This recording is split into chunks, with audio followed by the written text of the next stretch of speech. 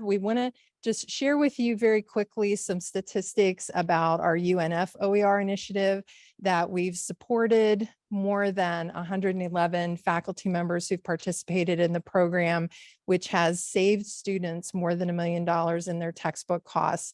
It's spanned across 27 departments, so we've touched a lot of people across the UNF campus, and we're very excited by these numbers.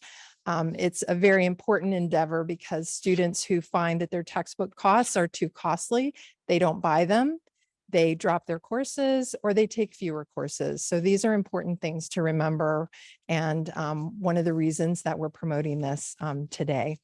So we have one other point of information, and then we'll hand it off to the panel. Hey, my name's Rob Rose with CERT, and Instructional Designer with CERT. Just wanted to take a moment to highlight some of the elements of our new and improved OER initiative. If you're unfamiliar with the OER initiative, maybe all of this is new to you. If you are with what we've offered in the past, our new and improved initiative offers several levels of participation based on faculty interest and sort of what they're looking for in their courses. Very briefly, the first category, review, there's actually a workshop that will follow on the heels of this one this afternoon that is on the topic of reviewing an open textbook and sort of exploring, dipping your toes in the water to find what sort of resources are out there and available within your content area. Retain and reuse is just sort of what has traditionally been the OER initiative in the past, which is looking for open resources that are out there to adopt, use in your courses. When we get into revise and remix, this is more like looking for ways to adapt resources that are out there, to modify existing resources to meet your individual needs.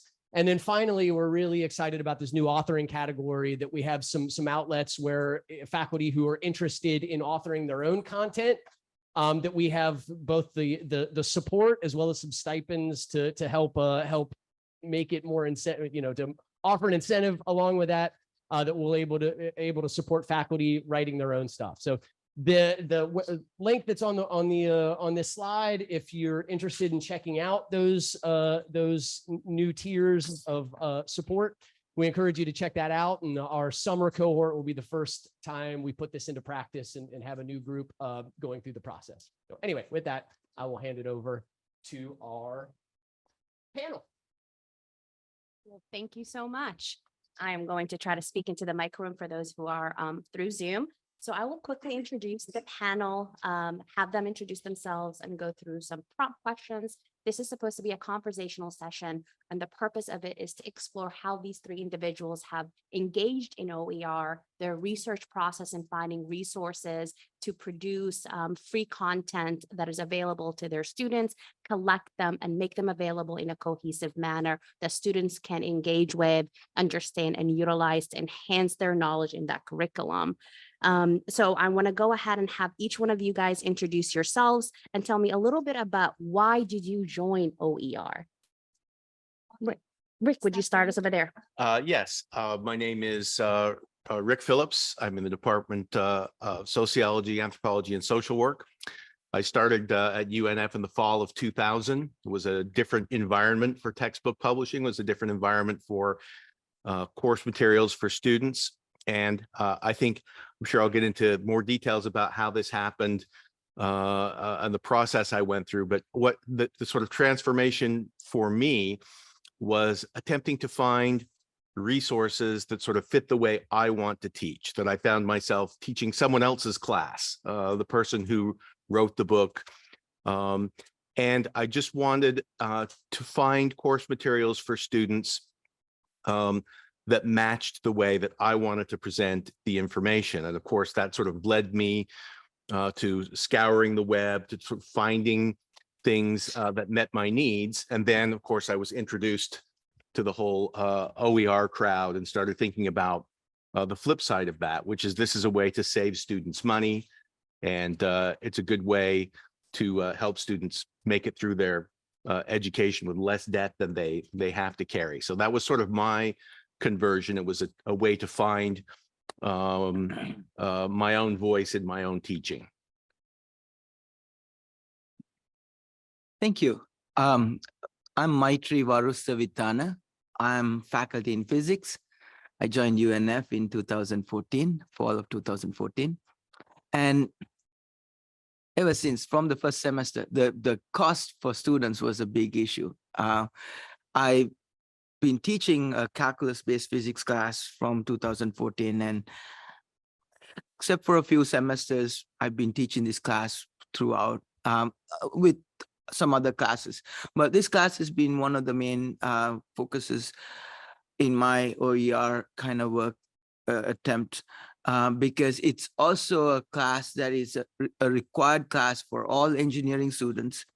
All the students in the CCEC go through that class. Also for math majors and physics, chemistry. Every now and then you get some biology majors too. This is a calculus-based class in physics.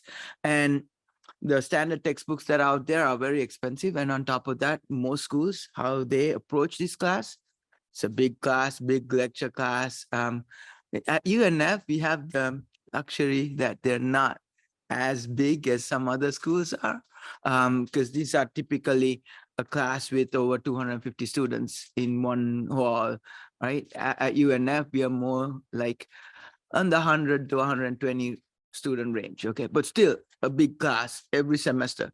And then on top of this, the textbooks the standard textbooks that are out there, they're expensive. And then these classes usually, typically in every school, how it is approached is that there is a textbook, there's the traditional lecture, and there's an online homework, right? And there are several different online platforms that you can sort of choose from, but they're all the same. Yeah, you need to buy the textbook and buy this subscription to an online homework setup. Okay, whether it's Wiley Plus or Mastering Physics, or there are some few more common ones that. So every school uses one of these, and so in my scenario, I approached this in two sort of stages. The first stage was to get away from that online subscription, and then the second stage was, so this happened right in 2014 when I joined. I wanted to get away from the online platform and then move into having something where the students don't have to pay for doing their homework. So that was the first step, and then the second step was going into an open education, so OER text. And that has been evolving, and I'll get time to talk about it more later. So Yeah, I'll absolutely. hand over to Erin. Thank you, Aaron. All right, it's my turn. So I'm the faculty from Construction Management Department. I joined UNF since 2008. So I've been here for a while, more than 10 years. So, like every semester I read the ISQ from students, they give me feedback. So one of some comments on my teaching is they think the textbook is too expensive for them, right? So at the very first several years, I have no solution, because this is really good textbook. I don't want to give up this textbook for cheaper textbook, but not good at the content. So I think I cannot remember which year I get the email from CERT or somewhere. So it's about the OER, Open Education Resource. I don't know what is that at the moment. So I think I register for like some webinar workshop and teach us how to search the open education resource. So I think it's very important and very interesting to me to help me to improve my teaching effectiveness, especially ISQ, because we are at the moment I was on tenure track. Everybody like almost entry level as junior faculty very care about their ISQ, because this is one of the very important index that people use to evaluate your teaching effectiveness, right? So I I really appreciate these workshops. They give me like introduction and invite some guest speakers, show us how they find these resources, and even assign the librarian, help us. They email us, hey, how can I help you, Erin? So I get their like some links for me. Some can help me directly. Some I have to search it by myself. Especially for the traditional courses, like the course I teach is like a structure. In these courses need like physics, math. It's hard to find the resource directly online. So I search like the short videos, including my lecture videos. I also, give students a link, give them like these short videos basically enhance their understanding of the concept and the method I introduced in the class. I think the most easy way, like the easiest way to find the online resource is like the graduate course I teach. It is advanced construction technology. There are many, lots of online resources, like especially when I teach the software. The companies like Revit, it's AutoCAD company, right? Autodesk company. They have like many online tutorial, right?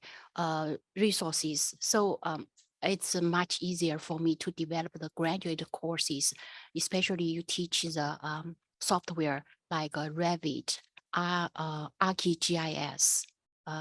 This one, that's my something I developed several OER courses, but I think the technology, especially software, it's much easier to find the online resources. Thank you. It seems that we have a wide range of why they've initiated OER, from improving the ISQs to ensuring cost, but not only that, but formatting the course in a way that feels that you're teaching it versus someone else's.